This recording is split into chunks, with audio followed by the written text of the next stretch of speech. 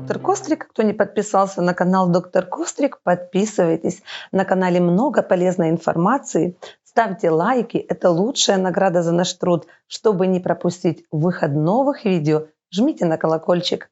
Сегодня речь пойдет о дисфагии. Дисфагия – это расстройство, при котором возникают проблемы с глотанием. Это расстройство может иметь различные причины, в том числе нарушения в работе мышц или пищевода. Это медицинский термин, обозначающий расстройство, связанное с затруднением прохождения пищи изо рта через пищевод в желудок.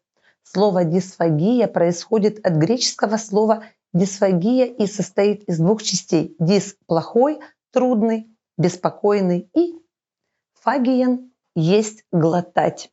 Дисфагия является не только заболеванием, сколько специфическим таким симптомом заболеваний пищевода. Нарушения глотания могут обернуться серьезными осложнениями, поэтому нельзя игнорировать симптомы дисфагии. Особенно, когда проблемы с глотанием объясняются эмоциональными расстройствами. Дисфагию также не следует путать с так называемым комом в горле, который известный как истерический ком. Анализ международной системы нозологической диагностики показал правильное значение термина дисфагия. Итак, дисфагия – это симптом, который связан с одной из особенностей заболеваний, указанных систем и органов нервной системы, системы кровообращения, органов дыхания, пищеварения, кожи и подкожной клетчатки, костно-суставной системы, мышц и соединительной ткани, врожденными пороками развития, хромосомными нарушениями и аберрациями, травмами и отравлениями. Дисфагия может возникать как при приеме твердой, так и жидкой пищи. Существуют различные степени этого расстройства, а в легких случаях глотание затруднено, а в самых тяжелых случаях глотание просто невозможно. Поэтому дисфагия является симптомом, значительно снижающим качество жизни больных людей. У человека с нарушением глотания есть проблема с тем, чтобы положить пищу в рот, затем удержать ее во рту, сформировать из нее кусочек пищи и транспортировать ее в горло, пищевод и, наконец, в желудок. При дисфагии проблемы могут касаться всех перечисленных отделов пищеварительной системы или конкретно одного, поэтому ее делят на два вида.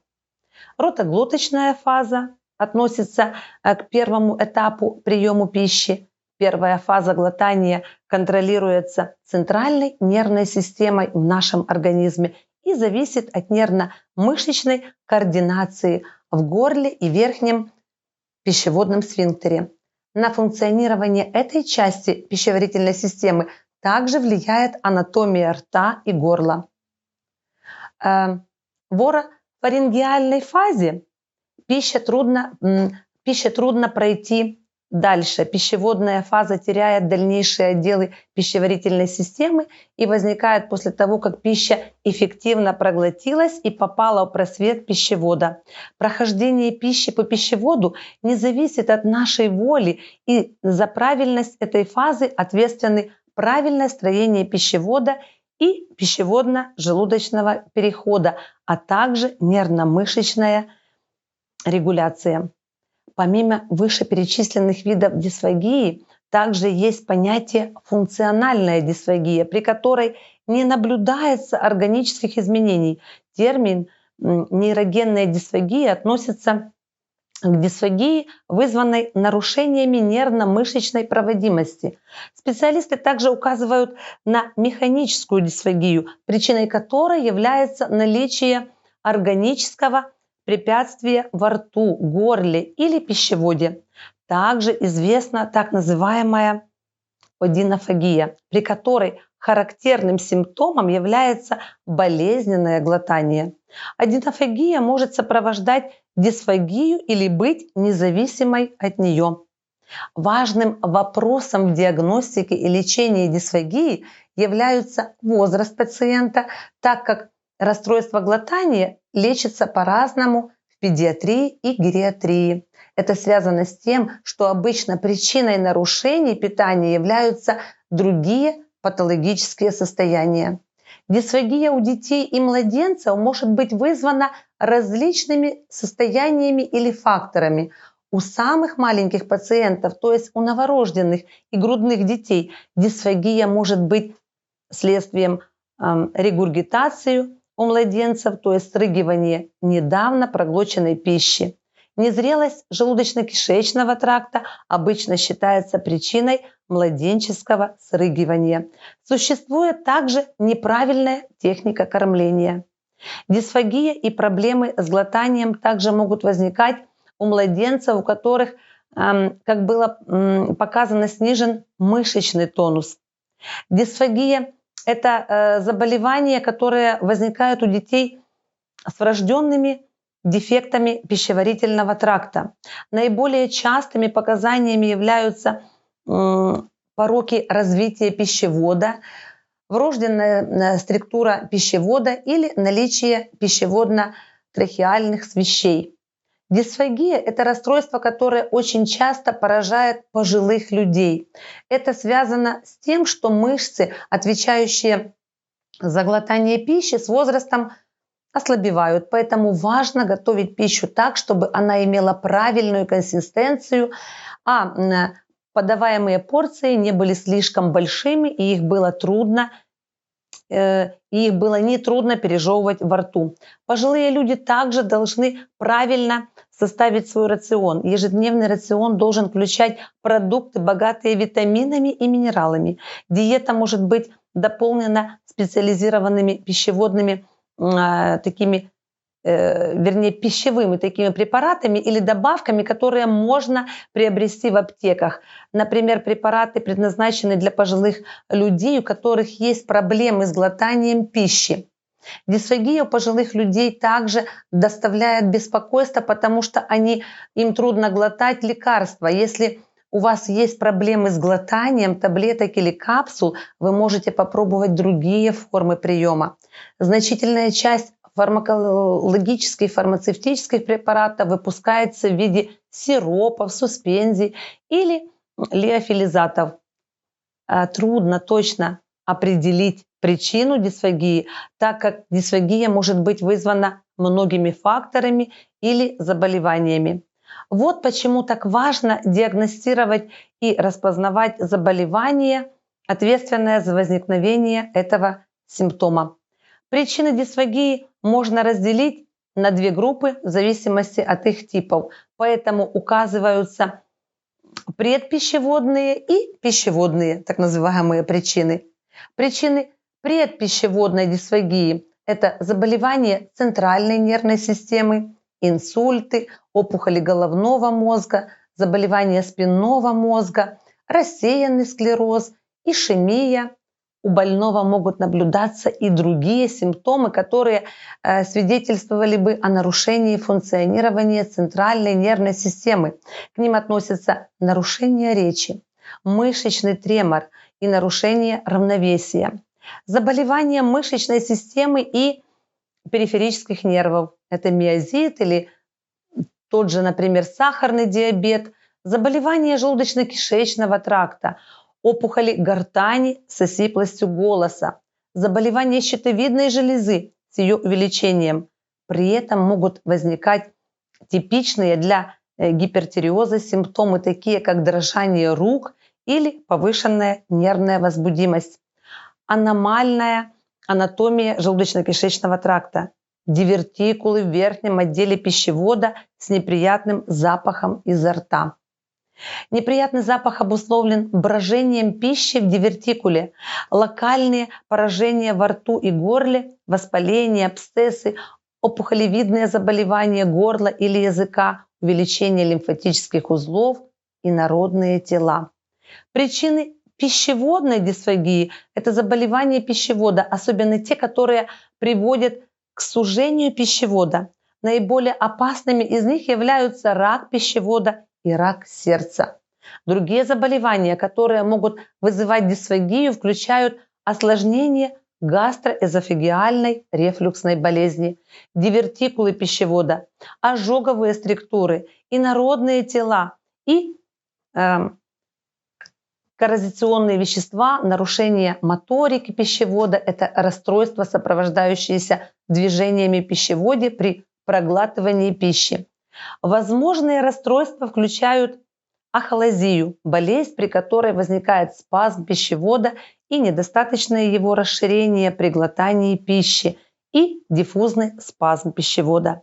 Эти виды расстройств встречаются также у больных, страдающих сахарным диабетом или системными заболеваниями соединительной ткани, заболевания органов, прилегающих к пищеводу. При таких заболеваниях возникает давление на пищевод. К заболеваниям, которые могут вызывать нарушение глотания, относится большой загрудинный зоб щитовидной железы, опухоли средостения, опухоли бронхов и порок митрального клапана. Самый простой для распознавания симптом дисфагии – это затруднение или неспособность глотать пищу. Однако расстройство глотания сопровождается и другими симптомами, на которые стоит обратить внимание. Охриплость может предшествовать нарушениям глотания и чаще всего встречается при опухолях гортани или легких. Охриплость также связана с хронической регургитацией желудочного содержимого в пищевод и ларингитами и эзофагитами. Охриплость может возникать и при раке пищевода, икота. Это симптом, который возникает при грыже пищеводного отверстия диафрагмы и раке пищевода или желудка. Следующий – кашель. Симптом, возникающий при рефлюксной болезни и дивертикулах пищевода. Если во время кашля происходит еще и срыгивание содержимого пищевода, то это может быть симптомом нарушения сократительной способности пищевода, то есть ахолазии, изжога. Это симптом, который обычно свидетельствует о желудочно-рефлюксной болезни. Дисфагия является поздним последствием этого заболевания. Если у вас свистящее дыхание, это может быть симптомом доброкачественного или злокачественного заболевания бронхов или средостения. Одинофагия – боль, связанная с глотанием. Это симптом, возникающий после повреждения слизистых оболочек в результате применения лекарственных препаратов. Это может также произойти после вирусного воспаления пищевода и при раке пищевода. Подтекание слюны или пищи изо рта, а также слюна или кусочки пищи, которые остаются во рту. Ощущение, будто кусочек пищи застрял в горле, пищеводе или за грудиной. Ощущение, что проглоченная пища с трудом проходит по пищеводу и останавливается на пути к желудку. Нарушение глотательных рефлексов. Выливание пищи через нос. Дисфагия является серьезным заболеванием, и к нему нельзя относиться легкомысленно. Если нарушения глотания возникают внезапно, наиболее вероятной причиной является застревание инородного тела в пищеводе или воспаление после длительного приема медикаментов. В таких случаях пациент обычно распознает причину проблем с глотанием и при необходимости обращается к доктору, поскольку инородное тело необходимо удалить эндоскопически, а лекарственное повреждение требует отмены препарата в первую очередь. После подтверждения наличия инородного тела в пищеводе и определения его положения врач принимает решение о проведении эндоскопической процедуры под местной анестезией. С другой стороны, если проблема с глотанием появляется постепенно, вам следует немедленно обратиться к своему доктору, который, скорее всего, направит вас к специалисту, гастроэнтерологу. Врач проведет диагностическое обследование и предложит соответствующие анализы, которые позволят поставить правильный диагноз и начать своевременное лечение. При возникновении нарушений глотания следует немедленно обратиться к доктору, поскольку дисфагия является одним из симптомов, предупреждающих о развитии рака пищевода или желудка. Помимо медицинского собеседования и обследования, проводимого при первом посещении доктора, следует провести дополнительные анализы. Они позволят визуализировать изменения, которые являются причиной дисфагии. При подозрении на дисфагию доктор может порекомендовать следующее обследование. Это эндоскопическое исследование верхних отделов желудочно-кишечного тракта, рентгеновский снимок, которому предшествует пероральное введение контрастного вещества, пищеводная манометрия, pH-метрия пищевода и так далее. Правильная постановка диагноза и правильная интерпретация результатов очень важны, поскольку не существует универсального лечения дисфагии. Лечение нарушений глотания заключается в устранении причины дисфагии. Во-первых, дисфагия приводит к тому, что пациент не может нормально принимать пищу, поэтому крайне важно правильно спланировать его питание. После оценки состояния здоровья пациента врач может принять решение о применении заместительного кормления или прикорма. В зависимости от выраженности симптомов дисфагии пищевода, значит, пища должна иметь консистенцию мусса, нектара, крема или пюре.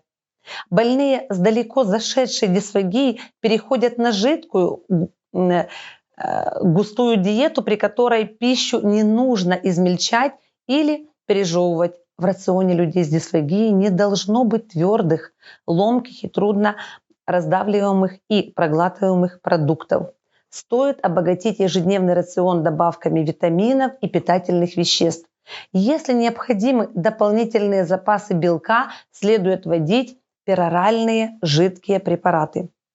В наиболее тяжелых случаях, когда пероральная диета невозможна и больной не в состоянии проглотить пищу в любом виде, переходят на энтеральную диету. В крайних случаях доктор может принять решение о парентеральной диете. Очень часто дисфагию ошибочно принимают за другое заболевание с так называемой горловой шарик. В случае горлового комка пациент ощущает препятствие в горле, что затрудняет свободное глотание. Это больше связано с нервной системой, которой предшествует истерии. Однако, прежде чем относить данный симптом к психологическим расстройствам, следует провести правильную диагностику и исключить возможные заболевания горла и отделов пищевода. При дисфагии метод лечения зависит от причины дисфагии. Это связано с тем, что предпищеводная дисфагия лечится иначе, чем пищеводная дисфагия. Например, если ваша дисфагия связана с нарушением работы мышц горла, вам потребуется помощь логопеда. В этом случае методом лечения является логопедическая реабилитация. Кроме того, некоторые речевые расстройства могут возникать вместе с дисфагией. Затем логопед определяет степень дисфагии, определяет ее тип и предлагает метод лечения. Иная ситуация у новорожденных и грудных детей. У самых маленьких пациентов может потребоваться консультация детского физиотерапевта или консультанта по грудному вскармливанию.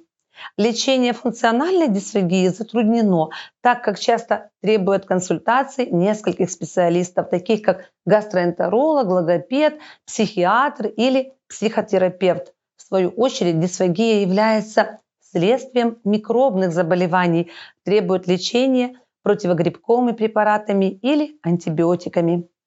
Если дисфагия вызвана наличием инородного тела, лечение эндоскопическое, лапароскопическое или хирургическое. Дисфагия часто сопровождается изжогой и рефлюксом, поэтому лечение дисфагии можно дополнить такими препаратами, как пантопразол, омепразол или эзомепразол. Самая важная рекомендация Для пациентов с дисфагией это избегать недоедания. Несмотря на проблемы и неприятные симптомы, связанные с глотанием, больные дисфагией должны употреблять достаточно пищи, чтобы обеспечить организм хотя бы минимумом энергии, питательными веществами и витаминами. Пациентам рекомендуется перейти на жидкую диету, так как она значительно снижает выраженность неприятных симптомов. Если больной дисфагией не знает, как спланировать свое питание в период диагностики и лечения, стоит воспользоваться советом специалиста, который составит меню с учетом формы употребляемой больным пищи. При необходимости можно принимать добавки и препараты, восполняющие дефицит питательных веществ. Надеюсь, информация была полезна для вас. Берегите себя и своих близких и будьте здоровы. До новых встреч!